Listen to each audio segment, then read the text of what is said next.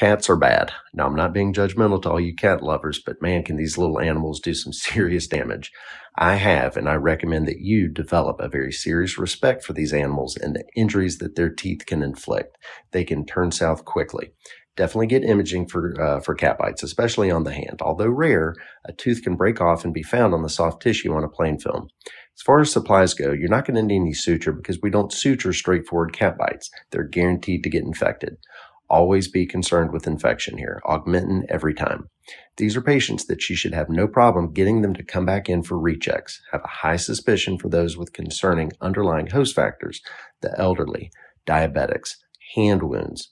Now, the surgeon was underwhelmed when he came by to evaluate the patient. He told me that he didn't find any purulence in the injury. There was air on the plain film, and it was only 6 hours after the injury. He said that he washed it out with hydrogen peroxide, so perhaps that's where the gas on the plain film came from. Come back on Friday for some more cat bite pearls of wisdom.